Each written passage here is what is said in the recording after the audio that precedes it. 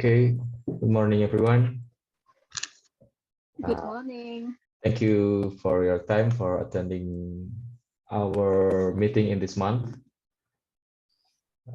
So I will be moderating this forum for now, this discussion for now.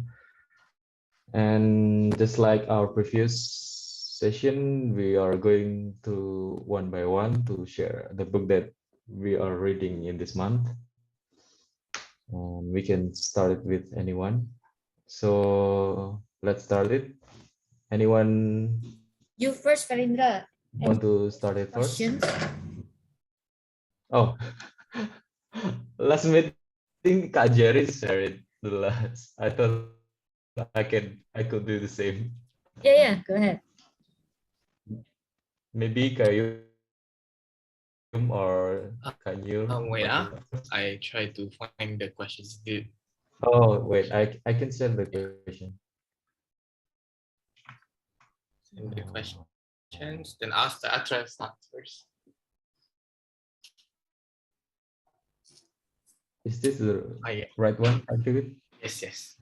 I remember there are 5 questions. Yeah. Okay. So good day, everyone. Good afternoon, good evening. Since that I am 1 hour ahead, I don't know what to say from you guys here. But okay. So ladies and gentlemen, this is my book that I'm reading previously, and I want to share it with you guys today. So the book called The Wild Idea Club. So this book share about how a group of people that are writers. They try to share their opinions, their thoughts, their suggestions of way or method how to make the wild idea can become a reality. So it is a very good book, I would say. And it teach me how to be wild at the same time to bring others as well to think as far as they can without,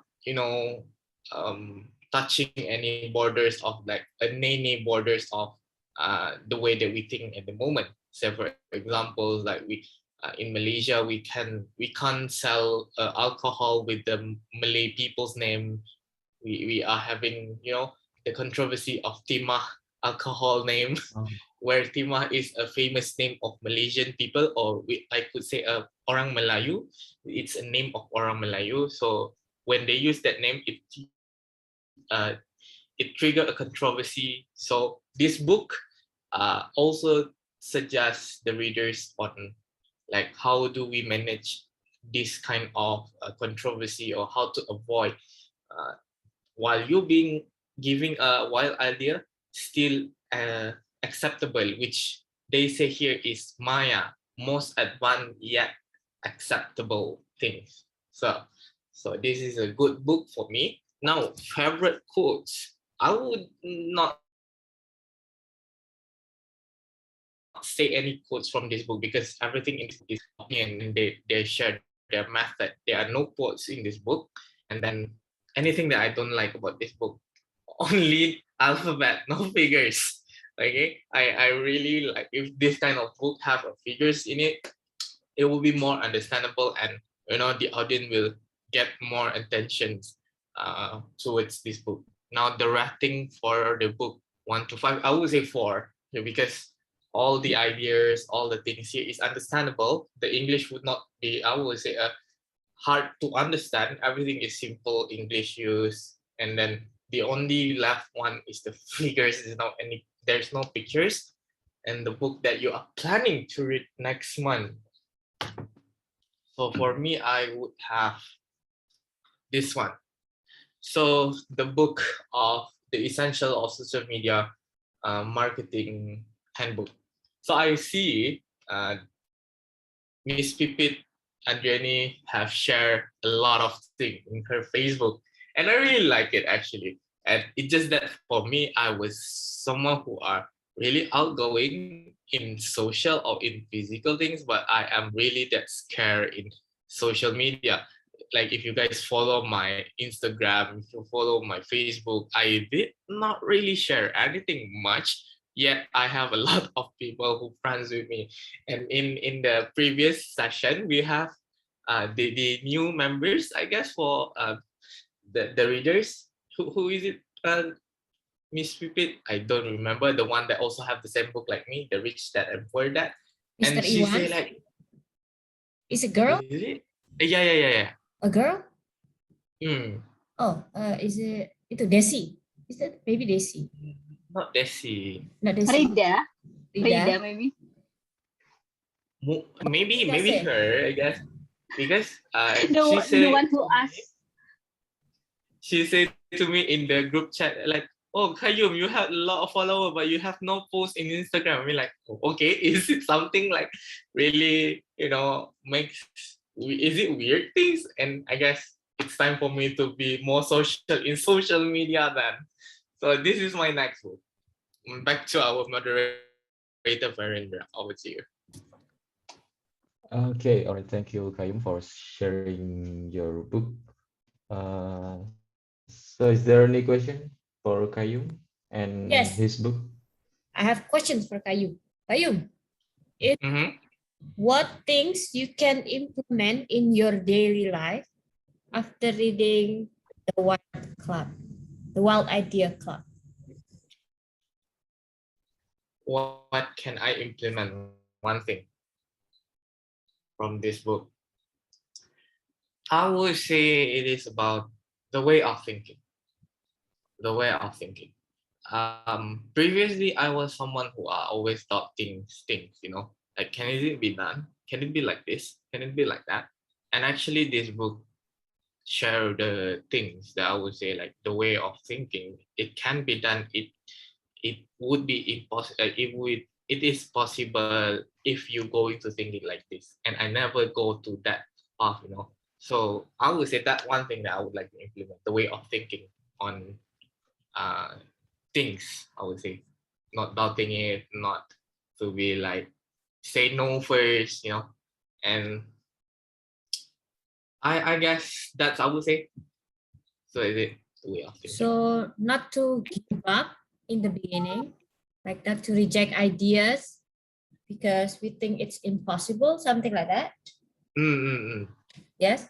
It says like, like if it, even though it is a rejectable idea, then we need to figure out how it's a no thing for them.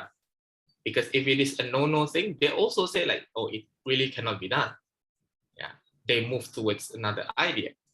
They say, because life is full of options. They say in the book, life full of options.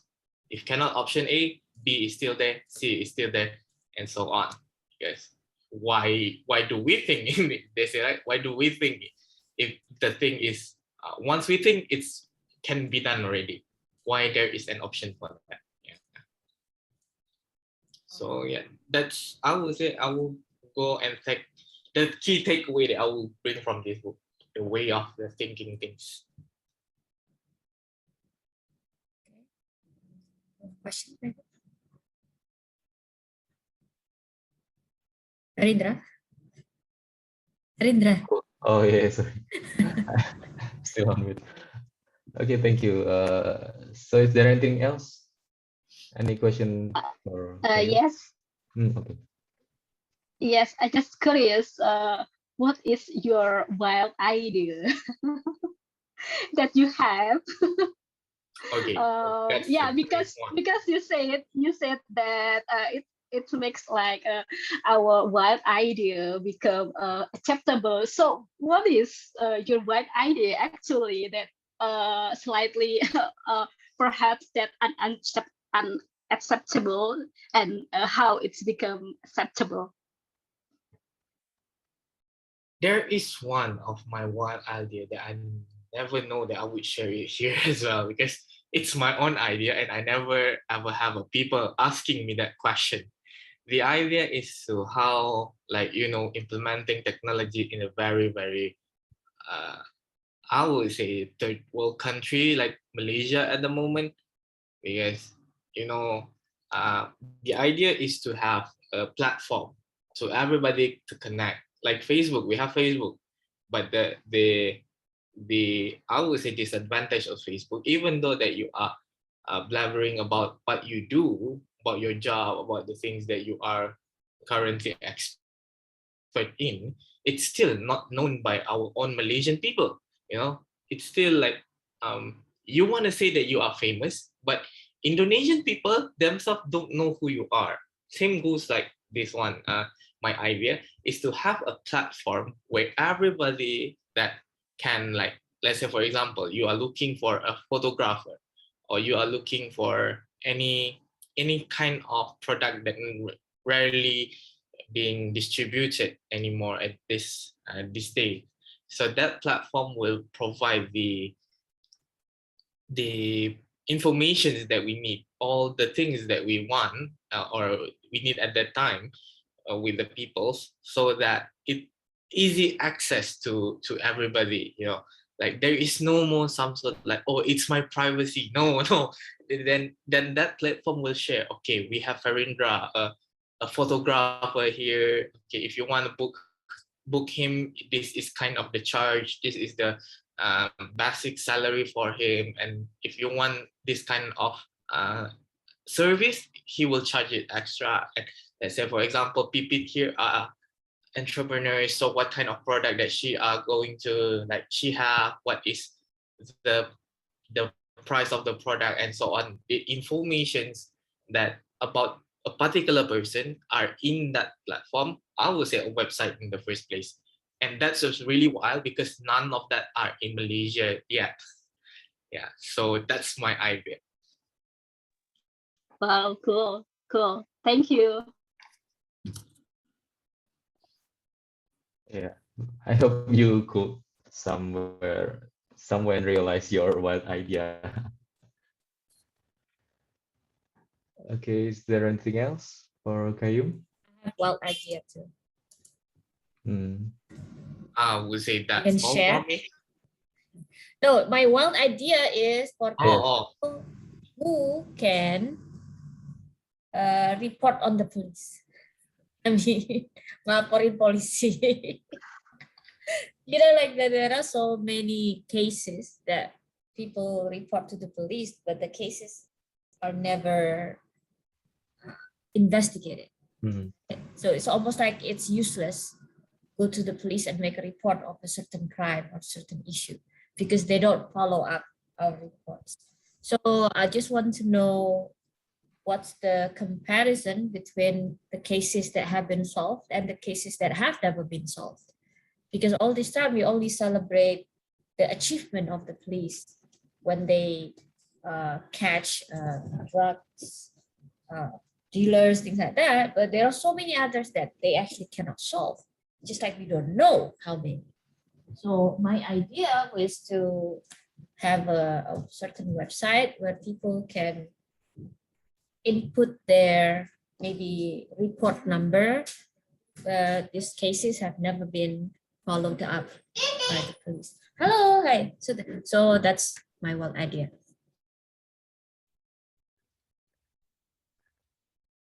Yeah. Go Thank you. ahead, my nieces are here. That's okay. Yeah. Actually, that's really that can be understandable for Kak Pipit's idea, since lately we have so many viral cases that's not finished for investigation, something like that. So Viral I aja think nggak finish, apalagi yang nggak viral. yeah, we need to make it viral first until they start to do more investigation about the case. Okay, I think we should stop discussing about that. I'm afraid there will be someone attending this. Okay. And this is recorded. Oops. Okay. And publish sooner. Let's go for the next. Maybe Kak Pipit or Kak Nyu I'll go afternoon. or Kak Desi maybe. Okay. Hello, Kak Desi. Welcome. Hello. Kak Nyu. Yeah, Sorry for coming late. that's okay. Only 5 of us. Yep. Maybe I'm next after the second. Okay, that's good. Maybe maybe near. Okay. So the last meeting, I told you that I will present like a kind of technical book about knowledge management. But yes, I read that, but it's already a couple weeks ago, and I want to present this, but I do not finish yet. It's just 27%. So I need just a couple pages. So I think I will present my last couple day reading, but I'm not finished the book because that's I mean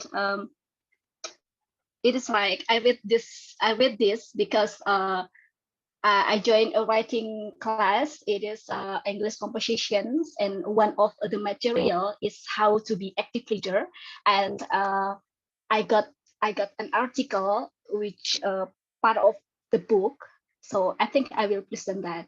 So the book is the title is The Code Talent, written by Daniel Coyle. It was published on 2009, and I got one part, one part of the book. The title is The Sweet Spot. So I just read The Sweet Spot. I hope I can read all of the parts of the book because one part is really interesting. So I think I will continue to other parts. So the coil topics is about the real meaning of talent. So he like told us about the difference between the talent that people get from born. I mean, like innate talent, and then grown talent. So he claims that a person do not need to have inborn talent to master a skill, but instead they must have an ideal combination of that, or actually we can master it if we like learning deeper. So he claimed that the greatest isn't born but isn't grown. It's grown. I mean, isn't born but it's grown. So um he give he I mean he gave sample of the case of Brazilian soccer. So yeah, like he researched, he did a research how the Brazilian soccer become very talented and have like so many win they get uh, they become a winner of some events of football events. So the secret is finding the sweet spot. So the title is The Sweet Spot. So the sweet spot, what is the sweet spot? The sweet spot is like gap that you already know and then you want to know.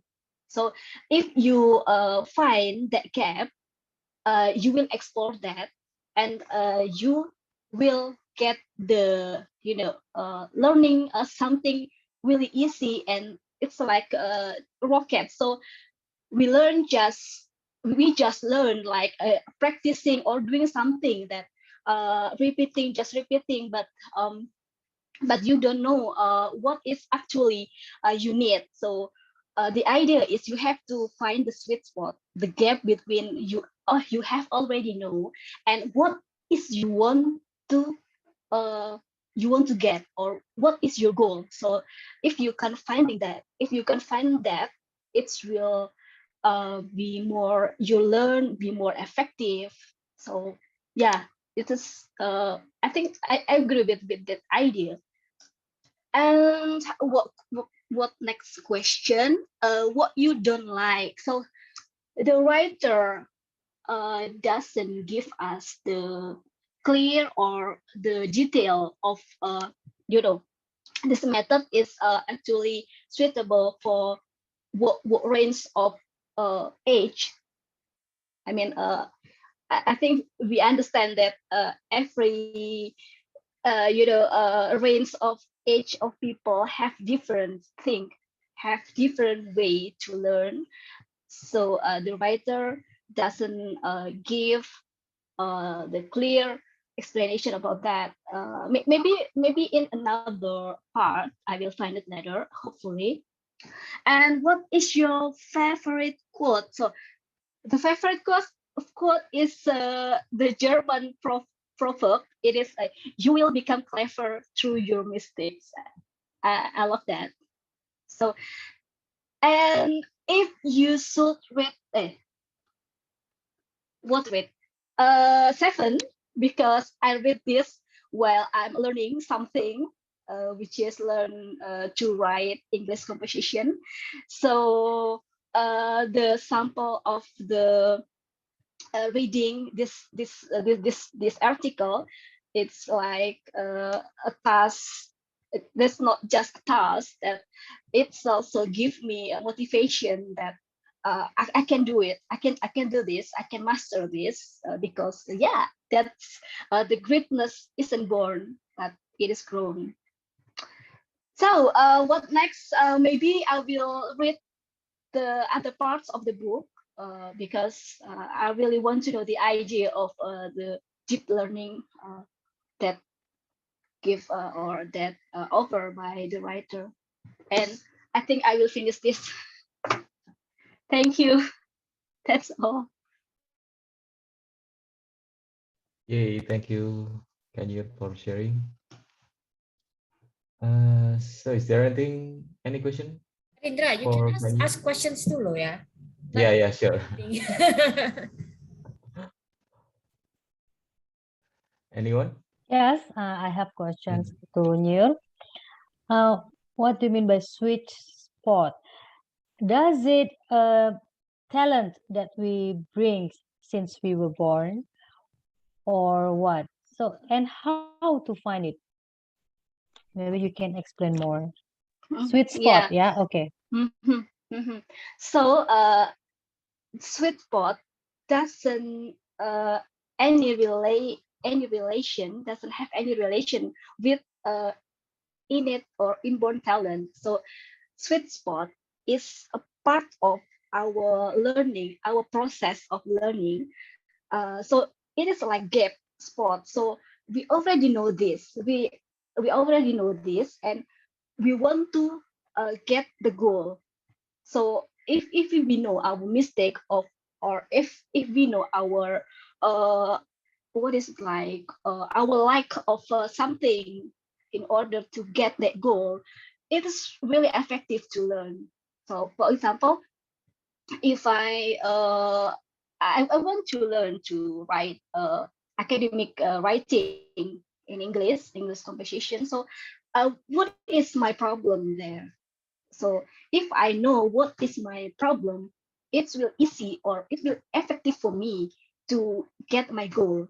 So the only thing to know the sweet spot is uh, just do it, practice it, or I can learn to write if I just read a book, or I just read the tips how to read. But I have to blend, I have to practice it, so I know what is my mistake, what is my lack of skill that I really need. So yeah, the only way to know the what is the sweet spot or what is the gap is just blend, just practice. So not just observe, not just read, not just or watching or just listening, but just do it. You have to drawn to that part or to the process. So you know your mistake, you know what is you need to get your goal. That's all, Mbak Desi. I hope I can answer your question. Yeah, yeah, yeah. Okay, since Kak Desi asking about the sweet spot, I also want to ask, so what do you think, Kak Nur, about the sweet spot itself? Do you think that, this term is defining it as a spot? So do you think that the spot itself could be changed over time? I mean, maybe later on over several months or several years of your habits, you already find your sweet spot where you can balance out something in your life. But later on, maybe like several months ago or several months later, do you think that the sweet spot itself could be changing over time, and we should be finding our new sweet spot for that? Yes, yes. Sweet spot is a process. So the process, of course, it's like a dynamic. So Mm, yeah, it's like if we learn forward. So of course we are moving forward. So of course we will face another challenge. We will face or we will have another mistake again and again because from that we can learn something, right? So yeah, that's the sweet spot will be different, maybe will different, me, my sweet spot and your, while we are learning about the same thing. We yeah we are the same. For example, we learn writing and you also learn the writing. Of course, the problem or the sweet spot it's so different. So or maybe next maybe next month, if I already have my skill in writing, and then I will find another again. So yeah, that is steps, just like gradual or always moving forward. mm, Yeah, I want Hopefully that's uh, answer. I think I want to give comment to Farinda's question. Maybe it's just like my experience. If you are consistent in doing something, it means that we like it. Like this. Maybe we like to read book and we consistent to do that. It means that that is our thing. So we can find our sweet spot there. So I like book. I'm consistent doing it. But how come I cannot read many books? I only maybe read about one or two books in a year. What happens? So that's the sweet spot, maybe. Yeah, I think like that. Yes, it also happened uh, when I try to master our my reading skill. So okay, we just read. So how to make it, or how to make summary, or how to make a critical reading. Yeah, I learned how to read. So uh, okay, I still don't know how to summarize the book. I still don't know how to make like critical reading. So I'll try to find what is that's gap, so I can master it. Thank you, Kadesi. thank you, Kanyu, for the presentation. Maybe a little comment for me about the sweet spot topic. I know this term several years ago. I thought that this term is quite general, so we could apply it in any terms. Maybe sometime we find, just like what Kak Pipit already shared in our chat, that we might find a lot of cases that that we need to find sweet spot for each of the case. Like we need to go to groceries, but we have limited amount of money and limited carriage, so we need to find the best groceries that we could buy with that amount of money and that amount of baggage, so we could optimize our shopping, some kind like that. That's how we find the sweet spot, the perfect balance for the cost and the benefit to us. I think Equilibrium. Oh that's how, wow, thank you, yeah, the thank you. equilibrium point of our So So that it is is a economic. economic term. no. It's more general. No, Doesn't it's have more to be. general. Oh. Yeah, It doesn't can have be to be anything. economics. Mhm. Like Okay, paling pay thank way. you. Paling pay way lah. That's sweet spot. Paling Yeah. Paling- paling pay way. Uh-huh. I don't know. Kayum, do you know what pay way is? I I don't think think you Kayum know. is not familiar with Yeah. No, I did not. I don't Pay know. way is It's pay not Yes, way I even is know. Indonesian. Indonesian Not slang, Indonesian. Indonesian slang posisi language. wena It's ya. Posisi wena ya. Japanese.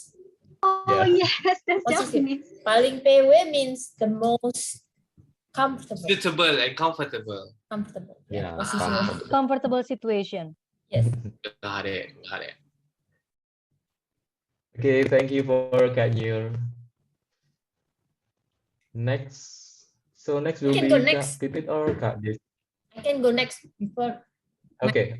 again. Okay, you can go next. Okay. Everyone. So I will share a screen. I cannot show the book because it's on my Kindle, but this is the book I'm reading.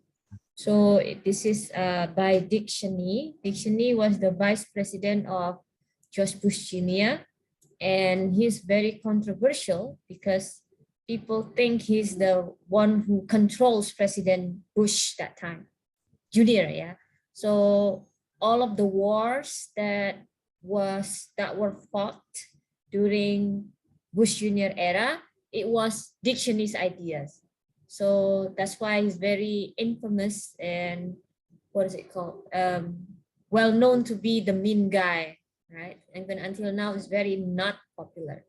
So the reason I'm reading this book is because I just watched the movie called Vice. So Vice movie. Okay, Vice movie.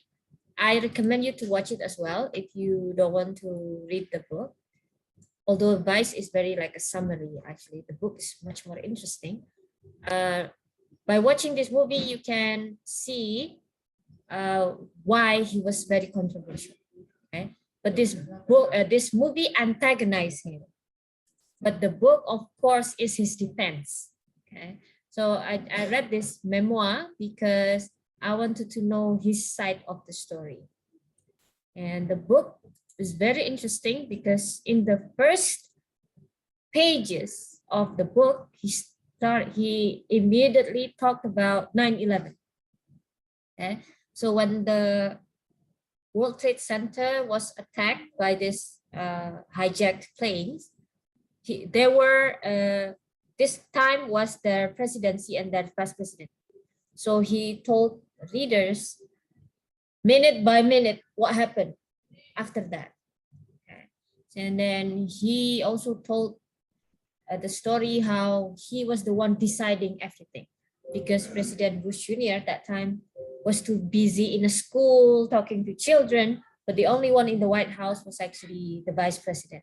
So he was the one who made all of the decisions. And also President Bush Jr. was known to be not so smart, was to be a tell me or very slow in thinking and deciding things. That's why even the chief of staff, everyone who wanted to make decisions, they all went to him, not to President Bush Jr. So this is how controversial he was, right? So that's why I wanted to read the book. I haven't finished it. I think I still have around 200 pages to go, and from out of 650. But I can share some tips about how he became successful. Okay, so he was a semi-poor boy growing up in countryside in what was the name? I think Omaha, or all of this. Oh no, Wyoming. Sorry, Wyoming. Wyoming.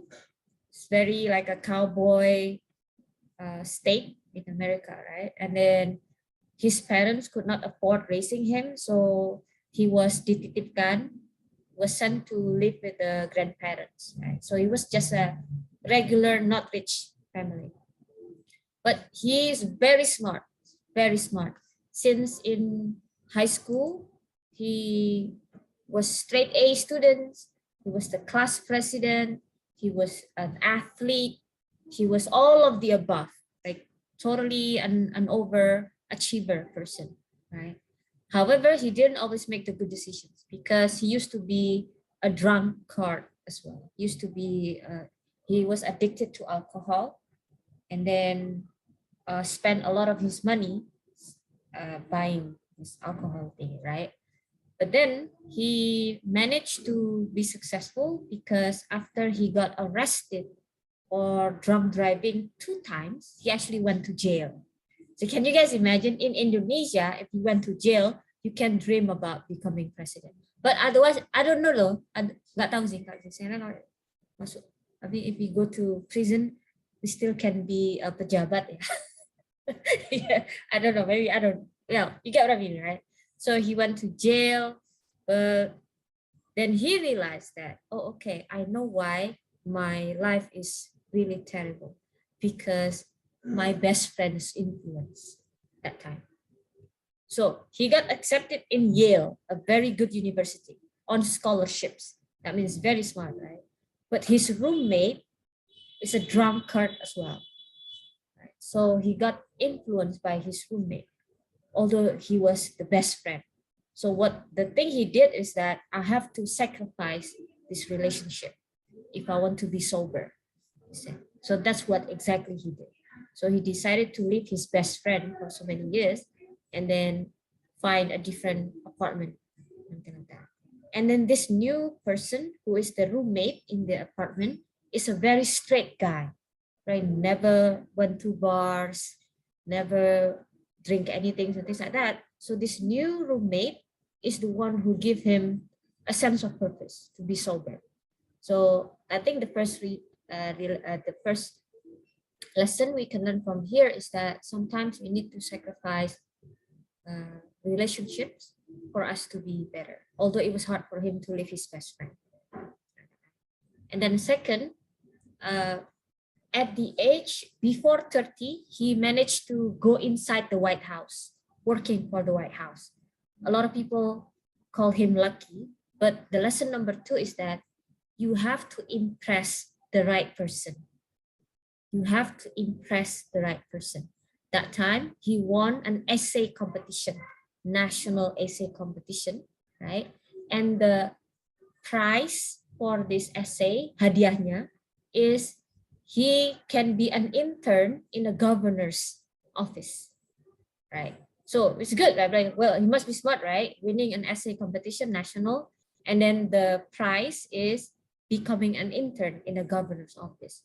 And this governor was very impressed with him. It's like he's the person who can do anything, I would say. I don't know how amazing he must be, right? Because this governor, after that, bring him everywhere.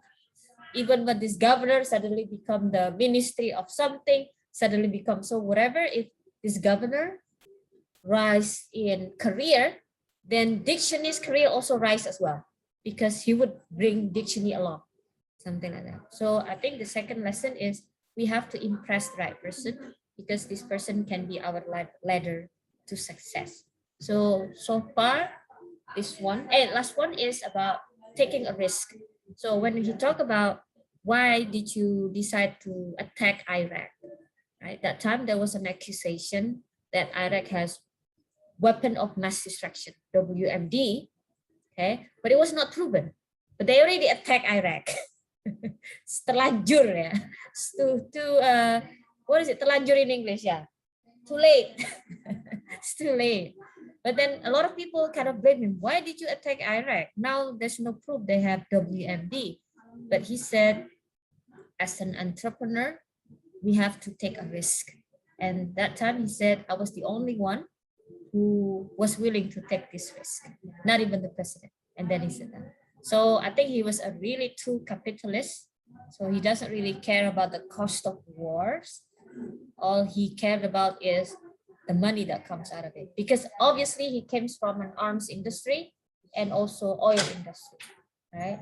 So he's the CEO of Halliburton, which is oil company. Of course, he sent his companies to Iraq to mine the oil, right? Also, he's really tied to military industry as well. That's why he benefited a lot from these wars, and he doesn't care about how many people died from this war. So he was a really true capitalist.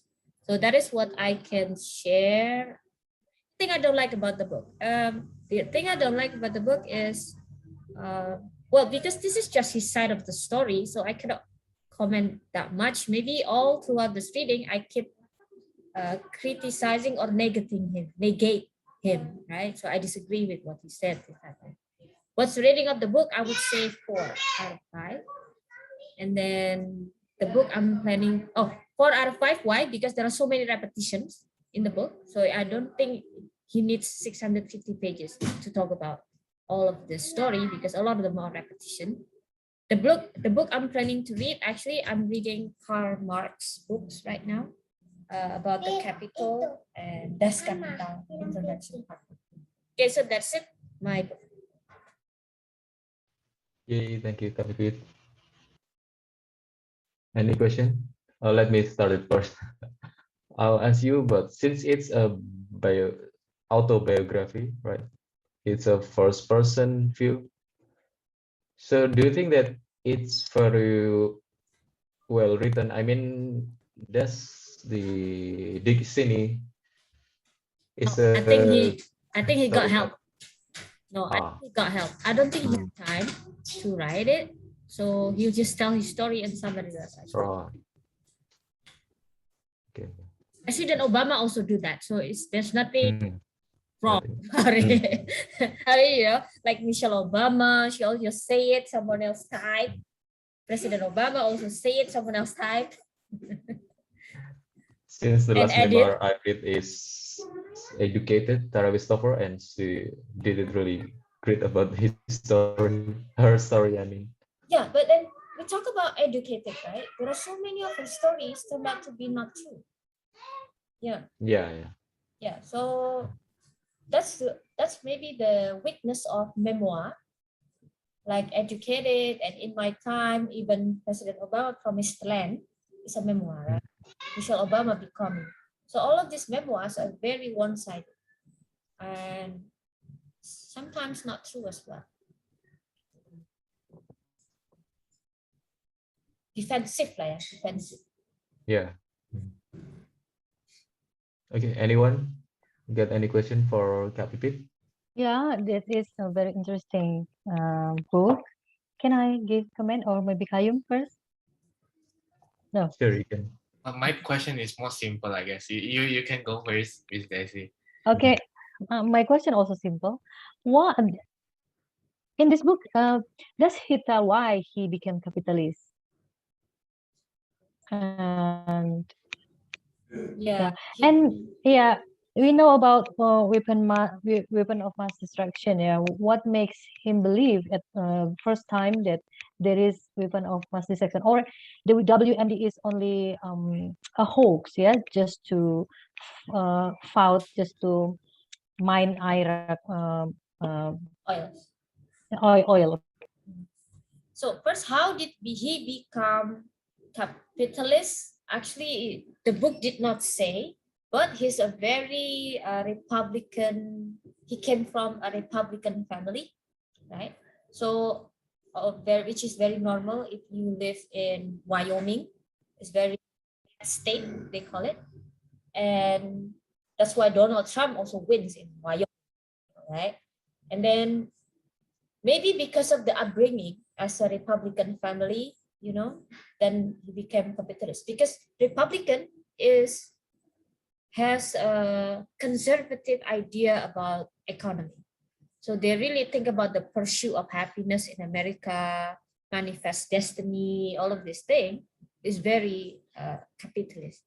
That's why they disagree with helping other people, or they don't want immigrants to come to their country, things like that, because they don't believe in socialism. They don't believe in sharing, right? So I think this is why he became capitalist. But in the book, he talked a lot about capitalist is the best system.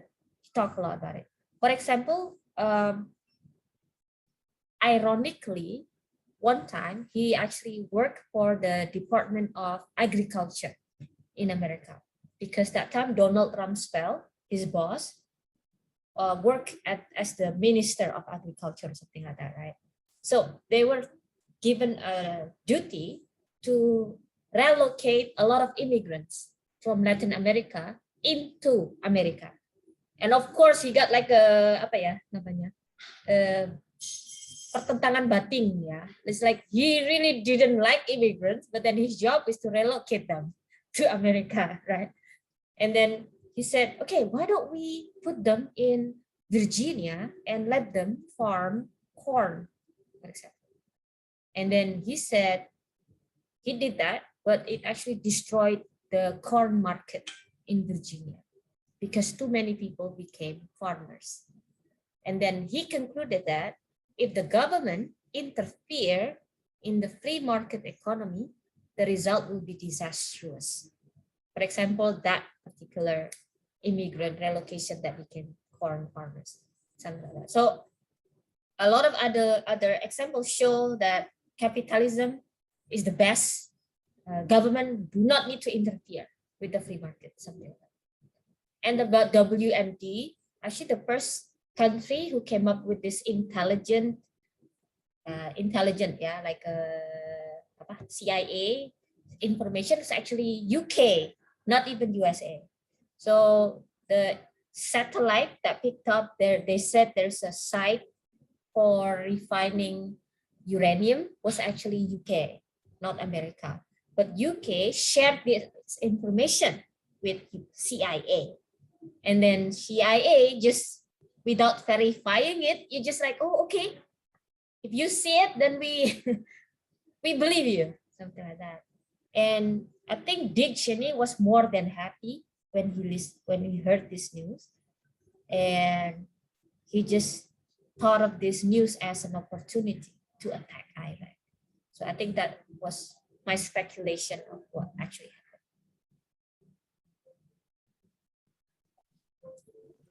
Okay, thank you. Thank you, Kak Pipit and Kak Desi. So is there any question? Any other question for this book? I got Yeah, one. Kayo. Mm. So previously he follows someone. You're telling everyone here, or you're telling us that he follows someone everywhere, right? And now who follow him Oh, a lot of in that book? In that book. a lot of in people that book follow first. him. A lot of people follow him because he's a very powerful guy. Yeah, he could have been the president of the United States. The only reason he could be president is because his daughter, his was gay. One of his daughters is gay until now, so that's why he cannot condemn gay rights movement. And as a Republican president candidate, you should condemn gay rights movement. So that was the only thing that stopped him from running as president. Yeah, in this case, like we feel sorry for him because he sacrificed for his right, that one. But the guy he impressed was Donald Rumsfeld. Okay, and Donald Rumsfeld was the Ministry of Defense during George Bush Jr. era. So it's like a perfect package. Yeah, so he kind of paid back, balas budi. In bahasa we call it balas budi, because Donald Rumsfeld was the one bringing Dick Cheney everywhere. But then now, after Dick Cheney, after Dick Cheney became vice president, he suggested to the president to make Donald Rumsfeld as the Minister of Defense. So and give. Got it. That's all. Yep. Thank you. So we can go to the next, Kak Desi. Yeah. My book today is not so much interesting. Why? Because I haven't finished Homo Deus, like I said in our group, in our chat group. So I present my book that I have read a couple months ago. This is journal, yeah, many journals, and the writers may make this all of these journals to one book. This is textbook. Oops, I think I have to like this. Ya, oke. Pengembangan perkotaan dan dalam era teknologi informasi dan komunikasi. So, information and technology is now is old stories. Yeah. Today we talk about metaphors. Yeah, not information and technology again. So I see that my book is obsolete now, but okay, I will present it. So this book tell us about the kind of travel of all human in this world. There is three kind of travels. The first travels that related to our work, yeah, to from our house to work to working place. The second travel to, we call it maintenance trip, like travel to shop, yeah. So because we every day we go to market, right? Okay, and third, travel to fill our spare time, like visit our family, our recreation, and etc. And because of this kind of travels,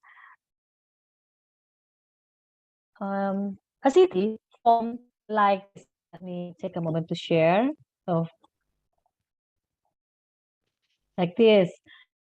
So, the city center filled by retail activities. And after that, industry and transportation. And after that, settlement. And after that, farming. This is a very traditional form of city. But this is still happen in Indonesia or maybe in Medan or not in Jakarta or Surabaya, yeah, because this is still traditional. Now, but form of the city, most of like that at the first time. But because of information technology, uh, the form of city change. Yeah, to what form still don't know yet. Because of what the information technology um, has changed the way we move, the way we travel. Yeah. So this book told us about the revolution or the evolution of information technology from the home phone to the public phone. So we know in Indonesia, we know Wartel at the time. I don't know in Malaysia, yeah, public phone. And after that, handphone came. And handphone came with internet. And after the internet, we know in Indonesia grew many warnet, yeah, to change the wartel. And after internet came, so all the information technology became revolution. We know now e-banking, mobile banking, e-shopping, and etc. Because of this information technology, our three kind of movements or three kind of travelings, like I said before, changed to only one, yeah, kind of movement, that is travel to recreation. Why? Because now, especially in this pandemic era, travel to workplace has been cut so many percents. Yeah. And travels to shop always cut.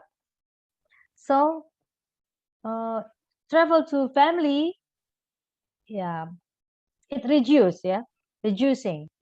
So the last travels that the kind of travels that make us move is travel to recreation, to recreate.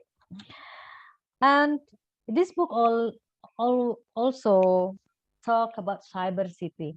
Yeah, Indonesia tried to have cyber city, Yogyakarta, Surabaya, and Medan also try to have a cyber city. And Malaysia, I know that they already has, and Singapore also. So um, in cyber city, all of the mm, service from government and all of our need is fulfilled by information technology, like mm, health service.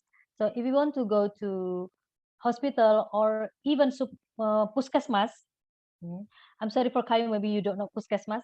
It's a small hospital in a town. We can book through internet, and we can know the number of patients that they have been called. So we know when we go to puskesmas to get our number, yeah. And we know may through technology, information technology in healthy services, we can see the mm, how many room that's still in hospital, how many room that's still empty. So we know we get the opportunity to get treatment in this so hospital or not.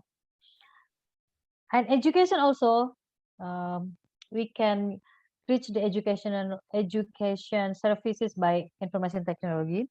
And also when we pay tax, we can use information technology. And when we enroll and have and do our process to go to university, and when we want to make create a business, we have to ask for permission, izin usaha like that. And all also when we pay park, yeah. So that is we hope in cyber city that all of those services that we can get those services from information technology. So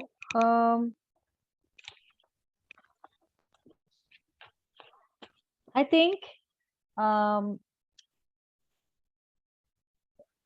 still rare in Indonesia a city who has who can be a cyber city. In this book, he or she, because she is a lecturer in Yogyakarta, she write about many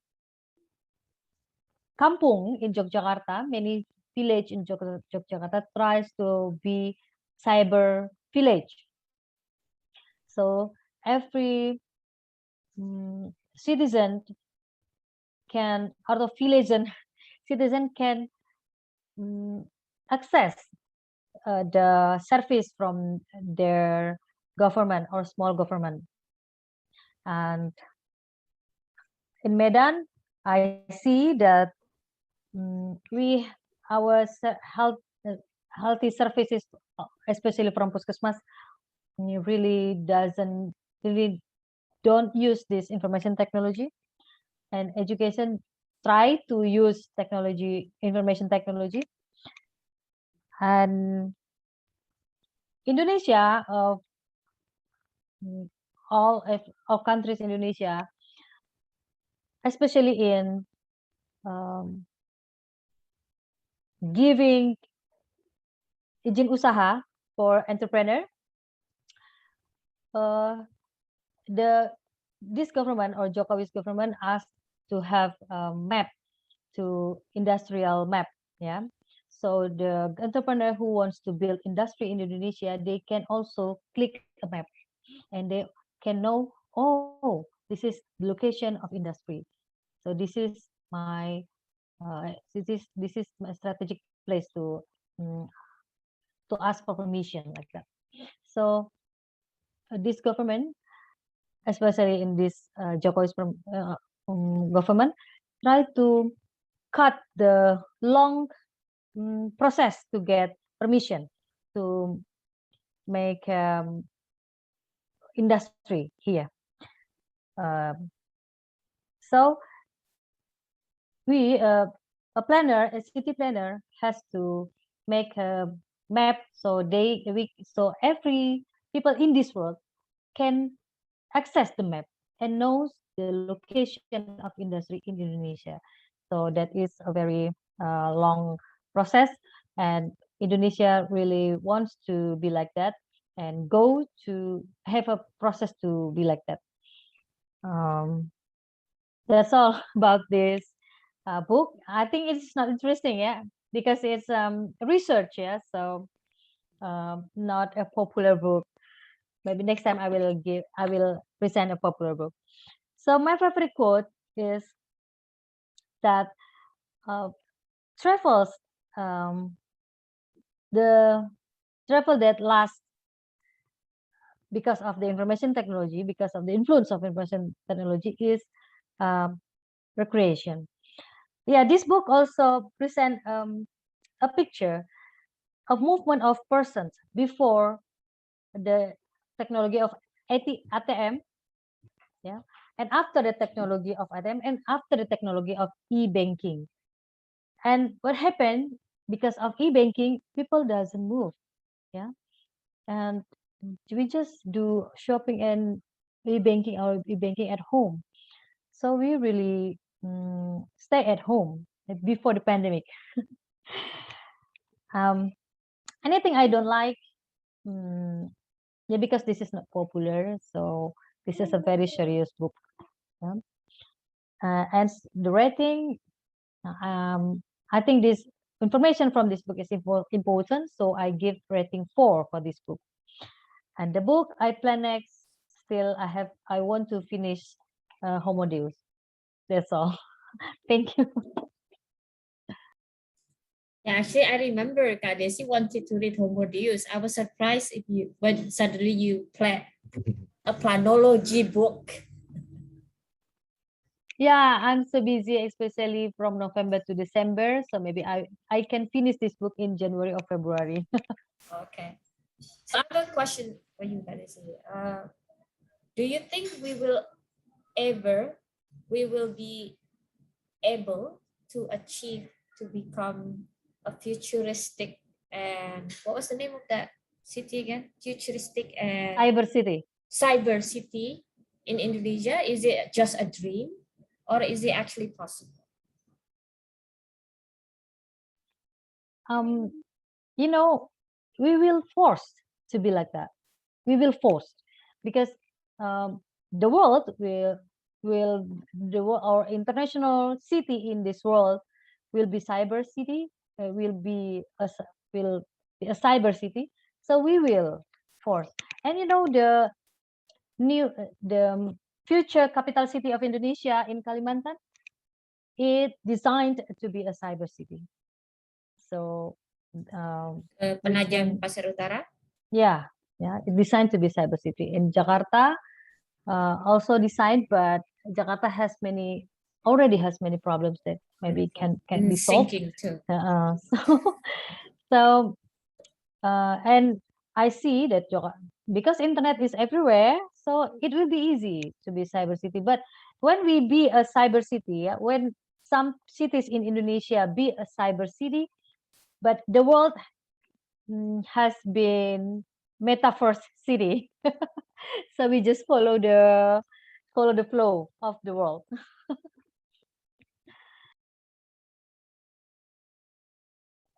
Yep. Thank you, Kak Desi. Uh, Actually, I'd like to appreciate Kak Desi since she said that this book is not really interested, is not quite popular, but somehow you could present to us as it is a popular book with a recent example, with the sample that we can really relate with our current condition. So we really enjoy your presentation. We don't find it's not popular, it's a boring book, because the way you present it, like it is a popular one. I'd like to appreciate that. And yeah, about the uh, do you know, I'd like to ask Kak Desi, have you ever heard about the algorithm valley, or algorithm, the Bukit Algoritma that was planned several times ago? No. Oh, I know it's algorithm from yeah, popular algorithm, when we say algorithm popularly from no Harari. Oh, no, no. Silicon Valley, is it? Yes, some kind like that. But our Indonesian government, there is one particular person that has a plan to build this Silicon Valley of Indonesian called Bukit Algoritma 4.0 in Sukabumi. I'm not sure if you could really relate this with the book that you are currently read, because as I read the planning of the development of the Bukit Algoritma, it was built in the remote area in Sukabumi. So it's not a city, it's a valley, it's a green valley that will be built a whole building, futuristic building, some kind of Silicon Valley that he planned to build it as a maybe startup incubators and other stuff.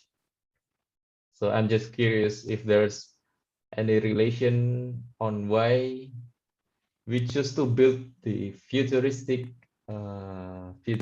place or futuristic valley on top of a At the green village. building. Yeah, Yeah, not in the big city, but in city. the empty area in the green building. Yeah, I'm I just curious. see that is the ambition of entrepreneur in Indonesia to build cyber city or like Silicon Valley Indonesia. Why why they make it in the remote area, not in the middle of the or the center of city? Because it is hard to have get a permission, and they want to build a city. To build a city is easy if we started from zero. Yeah, and it happens to many place. Yeah, uh, like Mekarta. Maybe you can hear you once you heard about Mekarta. They have a very big ambition. They want to um, use the waste to be their uh, water to drink. Yeah, so they want to use that technology in Mekarta. They want to use a green building or technology also. So that is so the entrepreneurs really has uh, big ambition to build a city, and the easy way to build a city is yeah in a uh, zero place. That's the place that is still maybe still forest gitu, not from the city that has been built many years before. And unfortunately, Mekarta is not only one. Yeah, but I forget the other examples. Yeah, other places. But unfortunately, the we can see that the permission of Mekarta is has problems. Yeah, so the bureaucrats and the entrepreneurs get jailed because of that. Yeah, that's they have big ambitions, but we have very long and very hard uh, permission in Indonesia, or very long bureaucracy in Indonesia. So it's very hard to maybe very hard to buy to make like Silicon Valley. And if you want to have Silicon Valley, it means that we also should have human resource in this city. And I don't think Indonesia has collect many people that have can fulfill the criteria to have a good ability in what in Can that? yeah.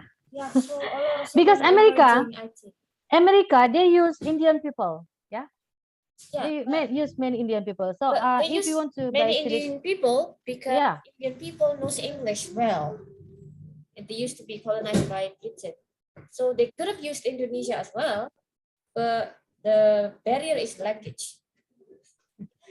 So so I read about this India. Started in Bangalore, right? It's from yeah, or the world is flat.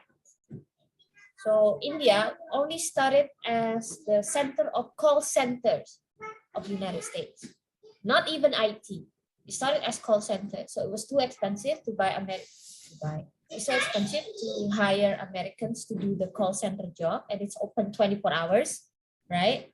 So you have to hire a lot of people, and then 24 hours. That means a lot of shifts. That's why they outsource the call center in India, because the wage is low compared to America, and also their English is good. And they started as the center of call center, but then it started to grow. Suddenly accounting as well. So those who do the tax accounting of Americans are done by Indian people, things like that. And then after that, growing to IT. So actually, it just needs a small push in the beginning, and then it will snowball, in my opinion. Yeah, I have not that books, but I have many reads. I have many books that said that the second, uh, not second place, lapisan kedua of IT persons in America is Indian. So if we have a big ambition to make a Silicon Valley, maybe we need a center human resource first. And Indonesian people maybe with the second or the third layer. Like They have the first layer. unicorns like Tokopedia, for example. It's now the unicorns of Asia, right? And then Zalora and all of this. I think uh, the it's just like the bureaucracy makes it hard, but the sources, the human resources are pretty good. Okay. Mhm. Thank you. Yes, this topic is actually really interested for me since I also work on the same similar topics, the IT stuff. And just my comment for the cyber city, especially in Yogyakarta, I'm still thinking that is merely it's not yet optimized to full potential because our people, Indonesian or Malayan people or Japanese itself, we are kind of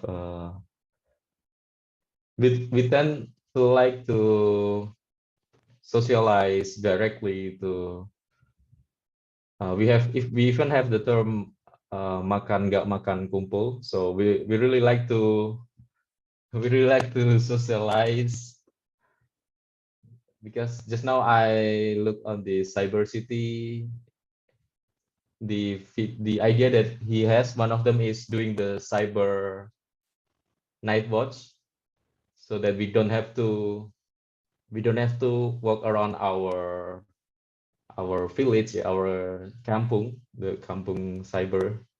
We only need to see from our monitors. We can see the CCTV, or we can also fly the drone to do the night watch for us. But I don't think it can be accepted in our society, yeah, because maybe a lot of us also want to do the night watch as our relief to meet our neighbor, maybe playing some cards, chit chat. Get away from the wife. Yeah, I'm not saying, but yeah, I think that's also right. That's Yeah. that's what make me think that the Kampung Cyber, maybe there is some gimmick part of it, but yeah, but I think even though there is still a positive things, but I think it's not yet fully optimized. Yeah, like I said before, that the travels out of the movement that we made is only just to visit friends or relatives. Mhm. And for work and for shopping and others, we can use information technology. So all our movements will reduce to only that, uh, uh, only to visit relatives. And I believe 100 or 2 years later, after this discussion, that that we can fly mm, fly drone to shop or to many things. So we will be have we will live in cyber city. Yeah. May I say something? Yeah, sure. Yeah. Go on.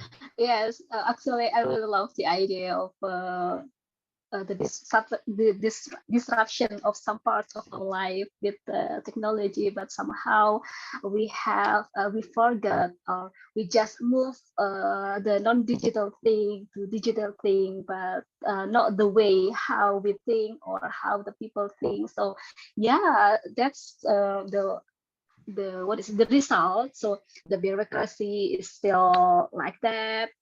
The culture or how people think is still the same, because people just move from digital to non-digital.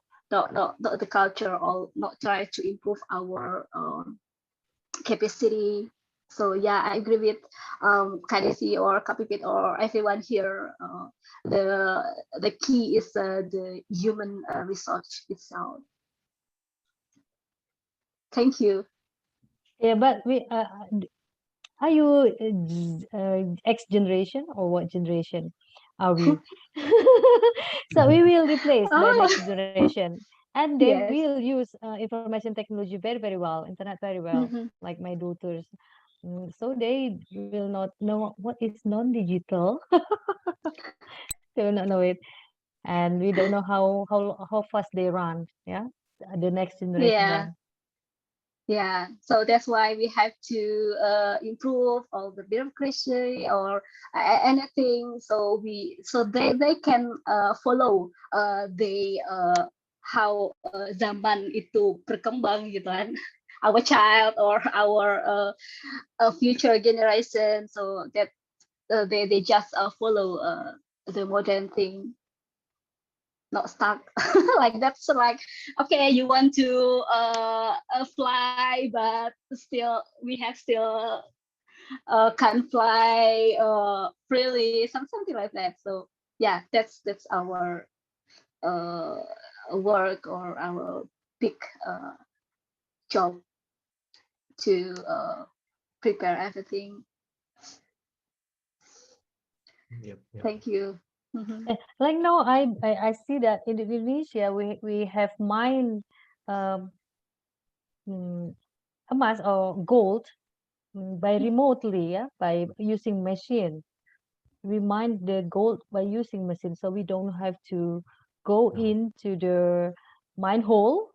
We can use only machine to get the gold. And like Nohara said, that we can do surgery um, from the remote area or from the far by using technology. So it is close, yeah, so close. The technology Mhm. will rules the world. Yeah, hopefully, because I think Indonesia still have so many problems, they still have so many gaps. So if you go to Papua, that's the problem that they face completely different. I worked there in Manowari for 4 months, and the problems is not like us in Java or in Sumatra. Java and Sumatra, it's really good. The development of economic or infrastructure is really good, but not in our eastern part of Indonesia, because still face problem with identity, still has problem with how they eat every day, how to get school. So yeah, hopefully the technology can help them to. Yep. Yep. Yes, Let's, Kak. let's not start about that Really. in our public discussion. So, Yeah. Next time I want to Citizens. discuss about metaverse. Yeah, I want to find a book about metaverse. Okay. okay, thank you all. Thank you. Is there anything else before we move to the last presenter, which is me myself? Okay. Okay, it's 1:30 already. let's go to the next book.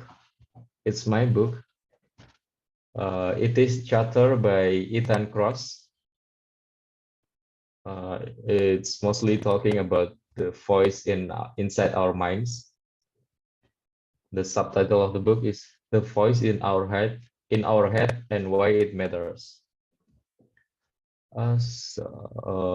Ethan Cross is a researcher about the neuroscience, some kind of that. So at the introduction of the book, he said the interesting facts. At least for me, it's quite interesting. It's quite interesting. So one study found that we internally talk to ourselves at the rate equivalent to speaking for 4,000 words in a minute. So since I was also curious about this fact, I do my research on how they do this research. So there were some scientists do the experiments with several kinds of persons. So in some amount of time, I think in several minutes, they asked to think about something, and later on they have to explain it. How would you describe it, or how would you speak it out loud about the things that you have thought it before? And from that experience, the scientists found out that in the average we talk to ourselves in 400 words in a minute. Just for a comparison, he also said that some speeches normally run around 6,000 words, and it lasts over 1 hour. So there's a chatter in our head that is almost equivalent to an hour of speeches. 4,000 comparing to 6,000. That's why this topic is really interesting on how is the chatters actually work, on how it affect our behavior. So we know that humans is developing the inner voice, and what we should do is not to shut it up. I mean, we should not avoid it because it is unavoidable, is inevitable. So the thing that we had to do is how we should harness the voice, how we could react on every voice that is chatting inside our minds, inside our head. We should be able to choose which are the chatter that we have to react, and which are the chatter that we can just ignore it. We can just think, oh, it's just a chatter that is not really real, it's not a natural thing, so we can just ignore it. We have to be able to find that sweet spot, that sweet spot in how we should react, whether we could ignore it or whether we could really thinking about it. As example, the writer give the example about the baseball player. So there is a time in a baseball competition there in United States. There is one wonder kid player, a young star. He used to be a good player. He played in a he played in a small club before. Then talent scout find his potential. Then he moved to a bigger clubs. Of course, playing with the other bigger enemies or bigger teams, against bigger teams, and in a bigger fields with a lot of eyes watching on him. So he could not. Turns out that he could not play as good as before when he played at the small field, because once he play in a large field with a lot of eyes watching on him, there are a lot of voice that talking inside in his head, saying that, oh, you must not be able to do this. You will miss that shot or that hit. And at the first hit he missed, and then at the second hit there is also the same voices inside his head. You will absolutely you will miss the second as well. Since you missed the first time, you will also miss the second and the third, and you will miss all your balls. And that's right, and all the balls he supposed to be hit, he could not hit all the balls that thrown at him. Even the players, I think, if I'm not mistaken, the player itself is retired now. I think it is not mistaken, or maybe he's just playing for another club, not that club, not the same club again. Yeah, that's the example of how the voice in our head could really affect our behavior. Even it affect our technical skills that we should have it with our trainings before. It just can be disappeared just because our chatter inside of our head. That's one of the example of how destructive the chatter itself if we are not harnessing it in a good way. And we should use the chatter to evaluate our past and preparing it for the future. So instead of getting done with it, we should do it to evaluate our past. For example, we think about our past, maybe we made some mistake in our past. We can just accept it and evaluate it and do it for planning for a better future. So we will not uh, replicate the same mistakes anymore by using our minds. So we could really channeling our minds or our chatter to do that instead of letting the random chatter inside of our heads. And also the book say that one of the good way to solving problems with our minds is we can think ourselves as a third person in our life. So we talk in our mind as a third person view, like, oh, maybe this person should do that instead of this person could do that better if he, yeah, some kind like that. And the example is uh, there was an American TV show, Mr. Rogers' Neighborhood, if you can recall it, in the last movie. There is a movie about this TV show called A Beautiful Day in a Neighborhood. It's a Tom Hanks movie. So in that TV show, the presenters uh, in the end of the show always talk something like that. He tell us the story of himself, but using the third person view on how he described the problem, so that he could suggest this man, which is himself, how he could solve it. Yeah, something like that. And then the other thing is to harness the chatter itself. We really need cognitive and emotional parts in ourselves. So we not only need cognitive and we not only need the emotional bit, but we need both. We need to find again the sweet spot between the cognitive and the emotional parts in ourselves, so we could really manage our voice inside of our heart or our heads. And that's also related to the other part, which say sometimes at sometimes we also need to engage with other, so that we are not getting down with the voice. We just not talking with ourselves internally, but sometimes we really need to socialize, engaging with others, telling our stories. That really helps also harness down the voice inside our head.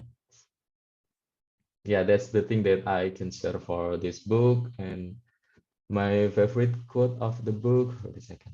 I guess I already I already bookmarked. Yeah, the key of beating the chatter is not to stop talking to yourself, but the challenge is to figure out how to do more so effectively. So we will not able to stop it, but we should be able to find it, how to effectively talk to ourselves. That's one of my favorite quote in the book. And anything I don't like about the book, also the repetition of the parts, that there could be parts that can be merged. For example, the cognitive one and also the engaging with the outside world, that could be simplified into more simple chapter. And the rating of the books, 4 out of 5. And then for the next month, I'm planning to read a book titled Humor Seriously. It's how to present or how to put some humor in our professional work. Yep, thank you. That's all for me for my book this month. Is there any question or any comments you would like to ask? I like the part about we need to look at ourselves on a third person point of view, so we will be more objective in taking our decisions, right? So thank you for sharing that. I will try to implement it. I also have implemented this third person in my professional life. So just a background, I'm working in IT stuff in software development, and when we are developing software, we also need someone called QA to do the testing for our software. Maybe there are a lot of people that say, oh, we should not need QA because the developer itself should know how the software works, what the improvement that they need to do about that application or about that software. But turns out that it's not that simple. We need another point of view to see how this software, how this application works. Because if we are looking from the first person view, I mean the developer view, we will always tend to try the application in our best way so that we would not find any bugs or any errors. That's why we would never find error as good as the tester.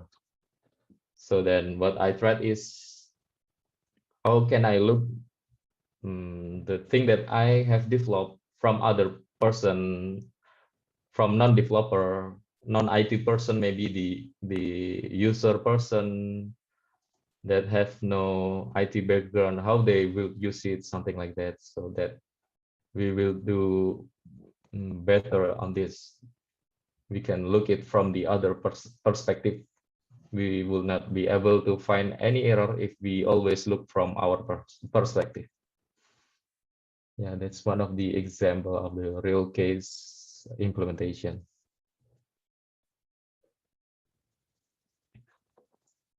Yeah. Anything else, maybe? So the third person in here, in this case, is the real third person, not third person that I will It's still create self. it's still the third person that we create by ourselves. Okay. It means Okay. we be the third person. So like me, I want to talk to a person. A person of me, a person of me talk to me. Hey, you can solve this problem like that. Okay. Okay. So what do you think? How we differentiate this chapter one with like instinct? So how to differentiate that? how we know it's just charter, or that's or yeah, maybe that's our instinct too. Is there any thing to differentiate that? Yeah, I think it's slightly different with instinct. I think chatter is more likely, it's more similar to, how can I say, uh, firasat or praduga, because that's the thing that we thought in our minds. But instinct is, I think it's not, instinct is not the thing that we have in our minds talking with ourselves, but it's instinct is something like we do it Automatic. without any thinking, without, Automatic. just with our reflex, some kind of thing. Automatic. That's instinct. Yeah. So Okay. chatter is the one that is talking in ourselves, Mm-hmm. Mm-hmm. also words in a minute. But instinct is like when you're deciding something in urgent, you just do it without any thinking, any critical thinking before, because you need to do it urgently. You need to do it in a reflex. That's what instinct that I thought. Okay, okay, thank you for the explanation. Maybe I think the key is maybe we have to like think much or just reflex anything if we like have this kind of chatter. Mhm. Okay, thank you. Yep.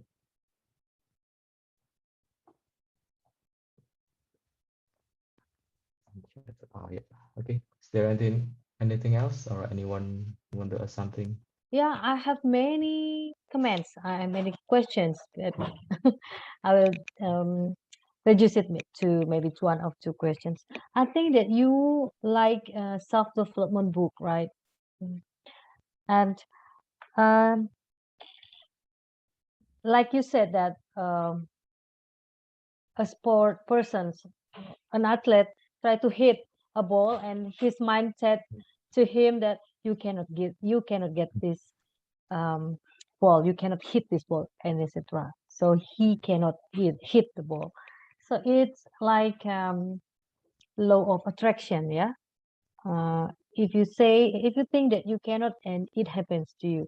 If you think that you can, and it happens also to you. Mm, I think that is about it. So we have to think positively of everything. We have to make a positive affirmation of what we do every day, that we can solve this problem. I know that I can solve this problem. I know that I'm perfect. Um, I'm the king. I can roll this world. Blah blah blah blah. So your mind full with the good affirmation, and the bad a negative chatter like that will disappear. Maybe like that, yeah. Mm. Yep, yep, correct. I forgot to mention that in the last chapter of this book is talking about placebo, the magic of placebo, on how the suggestion of some medicine could really help someone. There's also placebo in this book.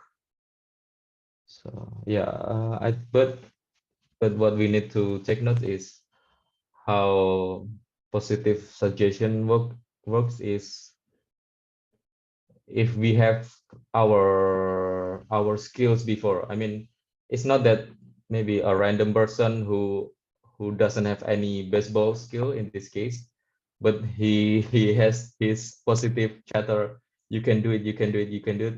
Still he could not really do it because he doesn't have any baseball background before. The thing that we have to note, that positive suggestion only works if we also have the skill of, or we also have trained for it. It's not like a pure magic. It's just how that we could tame the monster so that we could do things that we usually do good. That's the positive suggestion works. It's not a pure magic.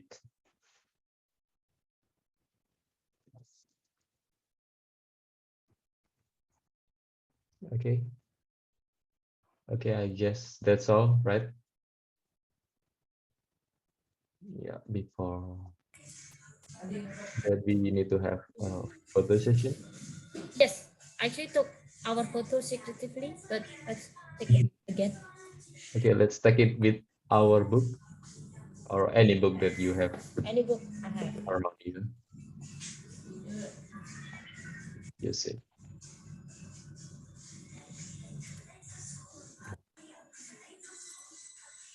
Okay, Who'll take it? Oh, you'll take it, Kak, is it? I take it. Yeah, 1, okay. 2, 3. All right, then. Okay. I really want to know how to make like you, Melindra. Like this. You need some It's effort. OBS, yeah. OBS, yeah. No. Just do image editing, just putting cover image and switch my virtual background. Oh, That's you simple. already did it Oh, okay, okay. beforehand. You Yeah, already of did it Okay, before. that, Oh, Yeah. I thought it was that's good tip. OBS. I'll do it next. And he came very well Thank you. prepared. Thank you. He came I'm, Thank very you. well prepared. Uh-huh. I found that it always not clear when I show my Kindle up there. That's why I do this. Yes. Yes. Oh, Okay. should we choose the next moderator? Yeah, sure. Who wants to be the next moderator, guys? Kayum, maybe Kayum. Kayum, do you want to be the next moderator? Oh, I thought the moderators this puts like this is only one main job. No, you can Oh, we voluntarily. take turn. We take turn. Oh, okay. You can So get when One was the is next 12th December. 12? Let me write that down first. Do you have anything on 12th December? Is it your mom's birthday or something? Tell us so we know you cannot make it or we can. Kayum, you put